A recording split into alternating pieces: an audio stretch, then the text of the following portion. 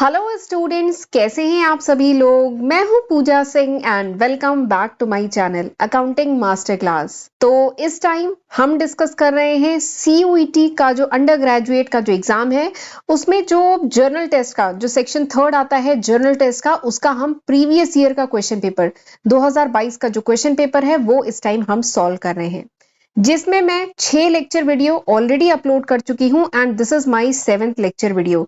ये मेरा 7वां lecture video है एंड मेरी कोशिश है कि मैं जल्द से जल्द जो पूरे 75 क्वेश्चन आते हैं सेक्शन 3 में वो जल्द से जल्द आपके साथ डिस्कस कर लूं। ठीक है, तो चलिए फिर देर किस बात की है, जल्दी से हम आज का लेक्चर स्टार्ट करते हैं। बट लेक्चर स्टार्ट करने से पहले ना, मैं आपका एक डाउट है, आपको बुक को लेके बहुत डाउट था कि कौन सी बुक रेफर करें फॉर सीयूईटी एग्जाम। तो आपका मैं एक डाउट क्लियर करना चाहती हूँ, उसके बाद हम क्वेश्चन की तरफ चलेंगे। तो ये एक बुक है जो मेरे नजर में आई, काफी अच्छी बुक है, ओसवाल गुरुकुल की। ओसवाल गुरुकुल की सीयूईटी, स्पेशली ये जो कॉमन यूनिवर्सिटी एंट्रेंस टेस्ट होने जा रहा है, इसके लिए स्पेशली ये बुक है। ठीक है, और जैसे सेक्शन 3 जो जर्नल टेस्ट की आती है, इसके लिए एक स्पेसिफिक सेपरेट बुक इन्होंने लॉन्च की है और ये काफी अच्छी बुक है। और जर्नल टेस्ट का जो पूरा सिलेबस है, जिसमें general knowledge, current affair, mental ability, numerical ability, ये सारा ही जो पूरा कंटेंट है ये इसमें कवर है। और देखिए, मैंने इसका जो फर्स्ट पेज है उसका यहाँ पे स्क्रीनशॉट आपके साथ शेयर कर रही हूँ। इसमें आपको 2022 का क्वेश्चन पेपर भी मिल जाएगा, प्लस जितना भी पूरा सिलेबस है उसको सेपरेट टॉपिक्स में, सेपरेट चैप्टर्स में डिवाइड करके बहुत डिटेल में डिस्कस किया है। और इसमें 3100 क्वेश्चंस आपको मिल जाएंगे। तो ये काफी अच्छी बुक है, बहुत सिंपल लैंग्वेज में लिखी गई है, आप रेफर कर सकते हैं। ठीक है, और ये तो हो गई सेक्शन 3 जो जनरल टेस्ट है उसके लिए बुक। बट सीयूईटी के लिए ही ओसवाल गुरुकुल ने जो डिफरेंट सब्जेक्ट डोमेन है उनके लिए भी बुक मार्केट में अवेलेबल है, जो काफी, जैसे इनकी जो, अगर मैं कॉमर्स के स्टूडेंट की बात करूं तो उनका जो बीएसटी, अकाउंटेंसी और इकोनॉमिक्स के लिए है, इन तीनों ही अलग अलग सब्जेक्ट डोमेन के लिए सेपरेट बुक्स मार्केट में है। और वो जो ये जो बुक्स हैं ये हैं as per the syllabus which is issued by NTA. NTA ने जो सिलेबस इशू किया है उसी के अकॉर्डिंग ये बुक लिखी गई है। बहुत अच्छी बुक है, सिंपल लैंग्वेज में, और बहुत अच्छे क्वेश्चंस इसमें इंक्लूड किए गए हैं। इसमें आपको सफिशिएंट, देखिए 700, 900, 400, तो जो नंबर ऑफ क्वेश्चन है वो भी सफिशिएंट क्वांटिटी में है, जिससे आपकी अच्छे से प्रैक्टिस हो जाएगी। ठीक है, इसके साथ ही इनका वेब पोर्टल भी है oswal.io के नाम से। oswal.io के नाम से इनका वेब पोर्टल है, वो भी आप अगर समय मिले तो जरूर एक बार इस पे भी जाइएगा। यहाँ पर आपको प्रैक्टिस की शीट्स मिल जाएंगी, प्रैक्टिस सैंपल पेपर मिल जाएंगे सीयूईटी के, जिससे आप सेल्फ असेसमेंट कर पाएंगे। ठीक है, आप जब ये बुक लेंगे तो इसके फर्स्ट पेज पे आपको ये क्यूआर कोड मिलेगा, इसको जब आप स्कैन करेंगे तो आप इनका जो oswal.io का पोर्टल है उस पे जाएंगे, जहां पे आपको फ्री सैंपल पेपर मिल जाएंगे, तो आप उनकी प्रैक्टिस कर पाएंगे। देखिए, एग्जाम में कोशिश करनी चाहिए कि हम ज्यादा से ज्यादा क्वेश्चन करके जाएं, ज्यादा से ज्यादा सैंपल पेपर करके जाएं, तो oswal.io पे आपको ये मिल जाएगा। ठीक है, और ये देखिए इनकी जो अकाउंटेंसी की बुक है उसके मैंने कुछ पेजेस, जो पहले के कुछ पेजेस है उसके स्क्रीनशॉट यहाँ शेयर कर रही हूँ। तो देखिए इनकी जो बुक है उसमें इन्होंने जितना भी पूरा सिलेबस है इसको चैप्टर्स में ऐसे डिवाइड करके बहुत डिटेल में, पहले आपको हर चैप्टर की थ्योरी मिलेगी और उसके बाद उस चैप्टर पे आपको एमसीक्यू मिलेंगे, तो काफी आपको क्वेश्चन मिल जाएंगे प्रैक्टिस के लिए। इसके साथ ही इनका टेलीग्राम का ग्रुप भी है, जिसका मैं लिंक डिस्क्रिप्शन में दे दूंगी, वो भी आप जरूर ज्वाइन कर सकते हैं, वहां पे भी आपको study material and sample paper मिल जाएंगे। ठीक है, एंड अगर ये बुक आपको परचेज करनी है तो इसका बाइंग लिंक मैं डिस्क्रिप्शन में दे दूंगी, आप जाके वहां से परचेज कर सकते हैं। राइट, तो मेरे ख्याल से अब आपका जो डाउट है कि कहाँ से पढ़े वो अब क्लियर हो गया होगा। तो ओसवाल गुरुकुल की ये बुक है, काफी अच्छी बुक है। मैं अपने ऑफलाइन में जो स्टूडेंट है जो सीयूईटी की तैयारी कर रहे हैं उनको मैं इसी बुक से प्रैक्टिस करा रही हूँ इस टाइम। ठीक है, तो आप भी इसको ले सकते हैं। राइट, चलिए आगे बढ़ते हैं, अब हम करते हैं क्वेश्चन। तो जो 27 क्वेश्चन है वो हम पिछले लेक्चर वीडियो में डिस्कस कर चुके हैं, आज हमें क्वेश्चन नंबर 28 से स्टार्ट करना है। तो क्वेश्चन नंबर 28 क्या है? क्वेश्चन नंबर 28 है अ मैन बायस, एक आदमी है उसने बाय किया है एक article for 25.50 and sell it for 28.60, find the gain in percentage. ठीक है, ये क्वेश्चन काफी सिंपल है, और इसमें जो न्यूमेरिकल जो आते हैं ना, जो मेंटल एबिलिटी वाले जो क्वेश्चन आते हैं सीयूईटी के जनरल टेस्ट में, जो न्यूमेरिकल एबिलिटी वाले क्वेश्चन होते हैं उनका अगर मैं स्टैंडर्ड की बात करूं तो वो 8th स्टैंडर्ड 9th स्टैंडर्ड तक के क्वेश्चन होते हैं, और ये बहुत इजी क्वेश्चन है। ये क्लास 6 का क्वेश्चन है। देखिए क्वेश्चन क्या है, क्वेश्चन कह रहा है कि एक मैन है उसने बाय किया है एक आर्टिकल कितने में, कितने में बाय किया है, यानी कॉस्ट प्राइस इसको कितनी पड़ी है, कॉस्ट प्राइस पड़ी है 25.50 की कॉस्ट प्राइस पड़ी है। एंड इसने इसको सेल कितने में किया, सेल मतलब सेलिंग प्राइस इसको कितनी पड़ी, इसने सेल किया इसे 28.60 पे। ठीक है, तो आपको क्या बताना है, आपको बताना है गेन परसेंटेज कितना है, ये बताना है। ठीक है, तो बताइए कैसे होगा। तो हम जानते हैं प्रॉफिट जो होता है, प्रॉफिट कह लीजिए या कह लीजिए जो गेन है, उसका फॉर्मूला क्या है, gain is SP minus CP, selling price minus cost price. ये क्या होता है, गेन होता है। यहाँ पे गेन परसेंट पूछा है ना, तो पहले तो हम गेन निकाल लेते हैं। तो गेन कितना हुआ बताइए, कितना है, एक आदमी ने 25 रुपए 50 पैसे पे खरीदा, 28 रुपए 60 पैसे पे बेचा, तो गेन कितना है, गेन इज 28.60 माइनस 25.50, तो कितना आ गया, गेन निकल के आ गया 3.10, दिस इज द गेन, ये इसका प्रॉफिट है। लेकिन प्रॉफिट परसेंट पूछ रहा है ना, गेन का परसेंट पूछ रहा है, तो गेन हमेशा किस पे निकलता है, कॉस्ट प्राइस पे। ठीक है, आपको गेन परसेंट निकालना है ना, तो किस पे निकालेंगे, कॉस्ट प्राइस पे। कॉस्ट प्राइस क्या है 25.50, तो क्या करेंगे 3.10 डिवाइडेड बाई 25.50, और परसेंटेज के टर्म में है तो इनटू 100 कर देंगे। ठीक, ये बात समझ में आई। गेन कितना है वो इसे किससे डिवाइड करेंगे, कॉस्ट प्राइस पे। ये जो गेन परसेंट निकलता है ये कितने पे इससे गेन हुआ है, कितने पे गेन हुआ है इसे, ये जो 3 रुपए 10 पैसे का गेन है ये इसे कॉस्ट प्राइस पे हुआ है ना, तो दिस डिवाइडेड बाई 25.50, और जब आप इसको कैलकुलेटर की मदद से डिवाइड करेंगे यू विल गेट 12.15, आपका कितना आएगा 12.15%, ये आ जाएगा। इसको कैलकुलेटर की मदद से कैलकुलेट करेंगे तो आपका ये आंसर आ जाएगा, यानी यहाँ पे कौन सा आंसर सही है, option A is the correct answer. ठीक है, चलिए अगले क्वेश्चन पे चलते हैं। अगला क्वेश्चन क्या है, ये अच्छा क्वेश्चन है। क्वेश्चन क्या है, Ramesh covers 1/4 of the total distance at 30 kilometre per hour and 1/4 at 20 kilometre per hour and rest of his journey at 60 kilometre per hour. ठीक है, then find the Ramesh average speed for the whole distance. ये question समझ में आया। Question में कह रहा है कि रमेश एक पर्सन है, उसने 1/4 डिस्टेंस, उसकी जो पूरी डिस्टेंस है, ठीक है, सपोज करिए ये जो डिस्टेंस है इसको हम डी से डिनोट कर रहे हैं, इसने ये जो पूरी डिस्टेंस है इसका 1/4 यानी d/4 जो है इसने कवर किया 30 किलोमीटर पर आवर की स्पीड से कवर किया। फिर बचा हुआ जो डिस्टेंस था उसमें इसने मतलब 1/4 जो है, नेक्स्ट जो 1/4 था वो कितने स्पीड से कवर किया, 20 किलोमीटर पर आवर की स्पीड से, एंड द रेस्ट ऑफ इस जर्नी। और उसके बाद कितना बचा, d/2 डिस्टेंस बचा।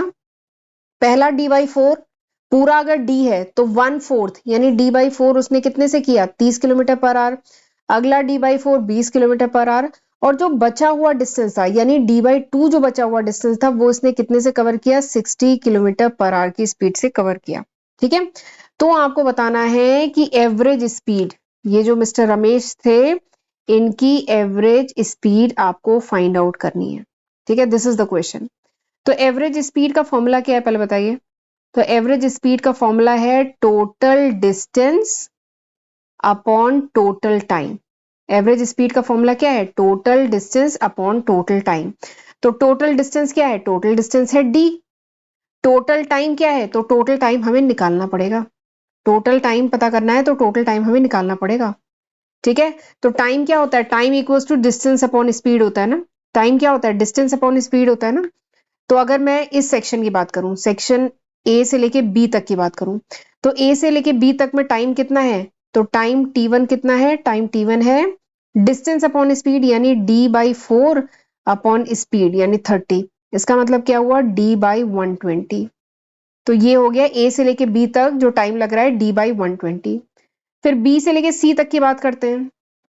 ठीक है, ये जो बी से लेके सी तक के डिस्टेंस है इसकी बात करते हैं, टाइम t2 की बात करते हैं। तो ये क्या हो जाएगा, डिस्टेंस यानी d/4 अपॉन टाइम, टाइम कितना है सॉरी अपॉन स्पीड, स्पीड कितनी है 20, यानी t2 टाइम कितना लग रहा है, बी से लेके सी तक टाइम कितना लग रहा है d/80। ठीक, यहां तक क्लियर हो गया। अब सी से लेके डी तक की बात करते हैं। तो सी से लेके डी तक जो t3 टाइम है वो कितना लग रहा है, डिस्टेंस यानी d/2 अपॉन स्पीड, स्पीड क्या है 60, यानी t3 टाइम कितना लग रहा है d/120।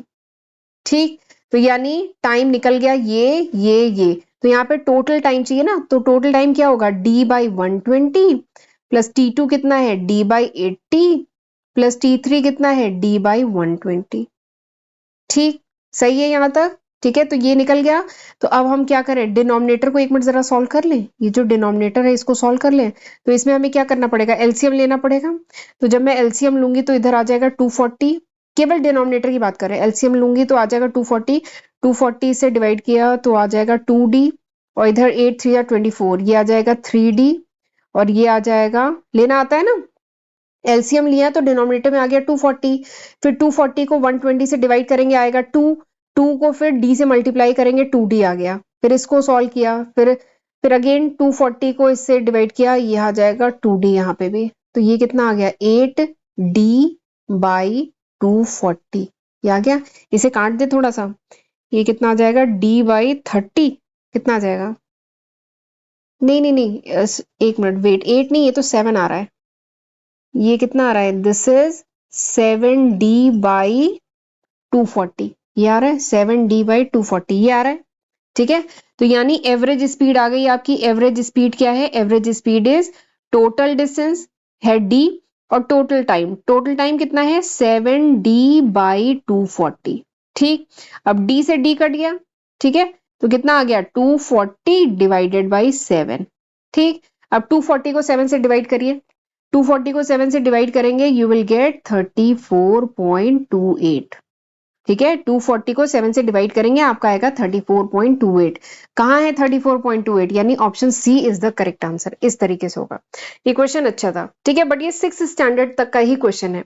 ठीक, भाई इसमें ये बात ध्यान रखनी है, इस तरीके से डी ले लीजिए, पूरा डिस्टेंस है डी, 1/4 इसने 30 किलोमीटर पर आवर से ट्रेवल किया, अगला 1/4 20 किलोमीटर से, और बचा कितना, फिर डी बाई 2 बचा, वो 60 किलोमीटर पर आवर। तो इस तरीके से आप सॉल्व करेंगे, you will get the answer. तो यहाँ पे option C is the correct answer. ठीक है, चलिए अगला क्वेश्चन करते हैं। अगला क्वेश्चन ये भी अच्छा क्वेश्चन है।